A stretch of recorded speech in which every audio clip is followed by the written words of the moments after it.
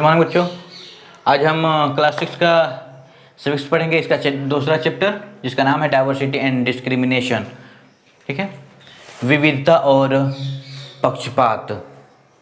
ठीक, तो विविधता और पक्षपात के बारे में अगर हमें जानना है तो सबसे पहले ये बता दें कि पिछले लेसन में हमने पढ़ा था कि हमारा जो देश है यहाँ पर एक कहावत कही जाती है, यूनिटी इन डाइवर्सिटी, अर्थात अनेकता में एकता। ठीक, तो हमारे देश में या जिस क्षेत्र में हम लोग रहते हैं उस क्षेत्र में भी अलग अलग जाति, अलग अलग धर्म, अलग अलग समुदाय के लोग रहते हैं। उनकी अपनी अलग पहचान है, उनका अलग पहनावा है, उनका अलग रहन सहन है, खान पान है, वो हमसे भिन्न है, अलग है कई तरीक़ों से। क्योंकि वो हमारे क्षेत्र में रहते हैं तो हम उनको देखने का, जानने का, समझने का प्रयास करते हैं या उन्हें जानते हैं, समझते हैं। फिर भी कई ऐसी चीज़ें हैं जिसके बेसिस पर, जिसके आधार पर वो हमसे अलग होते हैं। तो अलग जो लोग होते हैं उसको हम लोग कहते हैं डिफरेंस, अर्थात अलगाव, भिन्नता। लेकिन यही भिन्नता जब किसी खास बेस पर होती है, आधार पर होती है, तो उसे हम लोग प्रेजुडाइज कहते हैं, अर्थात पक्षपात कहते हैं। ठीक है, तो इस प्रकार से अगर हम लोग देखेंगे तो प्रेजुडाइज जो होता है एक प्रकार की विचारधारा होती है। ठीक है, वो हमारे परिवार के बीच हो सकती है, परिवार के सदस्यों के लिए हो सकती है, किसी समुदाय के लिए हो सकती है, अलग अलग बेसिस पर ये प्रेजुडाइज होता है। तो प्रेजुडाइज का तात्पर्य है, डिक्शनरी के हिसाब से अगर देखा जाए तो इसका मतलब होता है अनफेयर और अनरीजनेबल थॉट्स। यानी कि जब हम लोग किसी के बारे में गलत विचारधारा बना लेते हैं या कोई ऐसी विचारधारा बना लेते हैं जिसका कोई कारण ही नहीं है, तो उसे हम लोग प्रेजुडाइज कहते हैं। तो आपको पता होगा कि ये जो प्रेजुडाइज है वो विभिन्न प्रकार की समस्याएं उत्पन्न करता है। आधी अधूरी जो जानकारी होती है वहीं लोगों के बीच भेदभाव लाता है और लोगों के बीच कॉन्फ्लिक्ट अर्थात विवाद उत्पन्न होता है। तो अगर हमारे पास किसी चीज़ के बारे में, किसी समुदाय, किसी व्यक्ति के बारे में आधी अधूरी जानकारी है जिसके बारे में हम नहीं जानते हैं या हम उसको गलत ठहराते हैं किसी बेस पर, किसी आधार पर, या अपने आप को उससे अलग मानते हैं, तब इस प्रकार की समस्याएं उत्पन्न होती हैं, प्रेजुडाइज उत्पन्न होता है। तो ये प्रेजुडाइज जो होता है वो कई प्रकार के होते हैं। अगर हम लोग इसको देखें तो मुख्यतः यहाँ पे 4 प्रकार दिए गए हैं प्रेजुडाइज के, और ये अलग अलग बेसिस पर होते हैं। सबसे पहले जो होता है रिलीजियस प्रेजुडाइज। रिलीजियस प्रेजुडाइज का मतलब होता है जब एक धर्म के लोग अपने आप को इनटॉलरेंट महसूस करते हैं, अर्थात असहिष्णुता महसूस करते हैं। ऐसा उनको महसूस होता है कि उनके साथ धर्म के आधार पर या धर्म के नाम पर पक्षपात किया जा रहा है, तब वहाँ पर रिलीजनल अर्थात धार्मिक भेदभाव उत्पन्न होता है। और ज़्यादातर जो धार्मिक भेदभाव होते हैं आगे चलकर धार्मिक रियोट्स में अर्थात दंगों में बदल जाता है।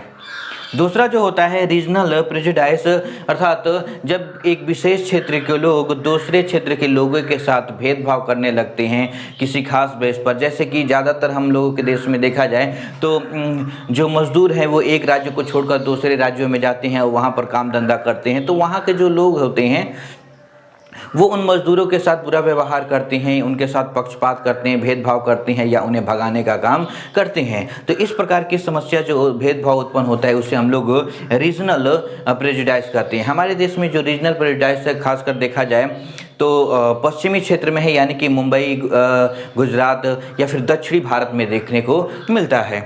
तीसरा जो होता है जेंडर प्रेजुडाइज। जेंडर प्रेजुडाइज जो है वो हमारे समाज में काफ़ी लंबे समय से बना हुआ है, अर्थात लैंगिक भेदभाव जो लड़के और लड़की का रूप है, अर्थात तो उनमें जो भेदभाव देखा जाता है, बोला जाता है, बताया जाता है, उसे हम लोग लैंगिक अर्थात जेंडर प्रेजुडाइज करते हैं। तो माना जाता है कि जो लड़के हैं वो उग्र होते हैं, गुस्सैल होते हैं, उनको देर तक बाहर रहने का अधिकार है, वो जो चाहें कर सकते हैं। लेकिन लड़कियों के लिए बहुत सारी विचारधाराएं बना ली गई हैं कि वो जोर से हंस नहीं कर सकती, शाम के बाद घर से बाहर नहीं निकल सकती, उनको क्या पहनना है, क्या करना है, ये सब के सब उसके घर के बड़े लोग डिसाइड करते हैं। पहले ये विचारधारा बना ली जाती है कि लड़की है तो उसे क्या करना है, लड़का है तो उसे क्या करना है। लड़की होने के आधार पर बस उसके साथ भेदभाव किया जाता है, पक्षपात किया जाता है, तो उसे हम लोग कहते हैं जेंडर प्रेजुडाइज। ठीक है। तो और चौथा होता है हमारा सोशल प्रेजुडाइज अर्थात सामाजिक भेदभाव। तो हमारे समाज में यह काफ़ी ज़्यादा फैला हुआ है। सब समाज में लोग ऐसी विचारधारा रखने लगे जिसमें अमीर गरीब की विचारधारा हो, छोटे बड़े का विचारधारा हो, सोच हो, ठीक है। और भी बहुत सारे ऐसे बेसिस हैं जैसे कि हमारे समाज में गोरे काले का है, छोटे बड़े का है, छोटी जाति बड़ी जाति का है, या फिर अमीर और गरीब जैसी जब भावनाएं उत्पन्न होती हैं समाज में तो इसे हम लोग सामाजिक भेदभाव कहते हैं। तो हम जानते हैं कि हमारा जो देश है वो एक विविधताओं का देश है। उसमें अलग अलग जाति, अलग अलग धर्म, अलग अलग समुदाय, अलग अलग लिंग के लोग रहते हैं जिनका अपना एक कस्टम होता है, तौर तरीके होते हैं, संस्कृति होती है, अपनी एक भाषा होती है, एक अलग पहचान होती है। लेकिन जब ये चीज़ें आहत होती हैं किसी दूसरे के द्वारा तब भेदभाव जैसे समस्या उत्पन्न होती है। तो हमारे देश में देखा जाए तो काफ़ी ज़्यादा डाइवर्सिटी देखने को मिलती है, ठीक है। लेकिन इस डाइवर्सिटी में काफ़ी ज़्यादा पक्षपात भी देखने को मिलता है। लगभग खासकर जो निचले तबके होते हैं वो इसका शिकार होते हैं। तो हमने देखा कि हमारे देश में विभिन्न प्रकार के समुदाय के, धर्म के, जाति के लोग रहते हैं और उनमें कुछ भिन्नता पाई जाती है।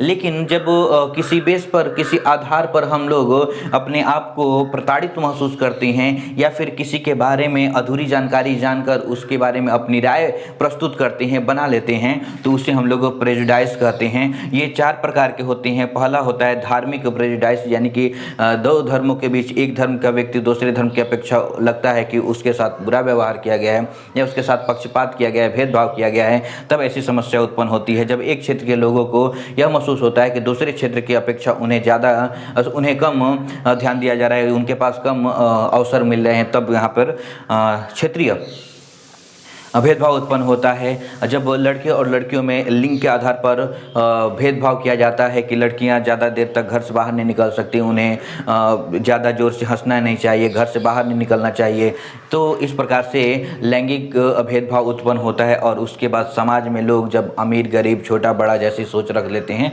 तो उसे हम लोग सामाजिक प्रेजुडाइज कहते हैं, ठीक है। इस तरीके से यहाँ पर हमारा ये वीडियो ख़त्म होता है। इससे जो भी समझ में नहीं आया हो आप हमसे पूछ सकते हैं। धन्यवाद।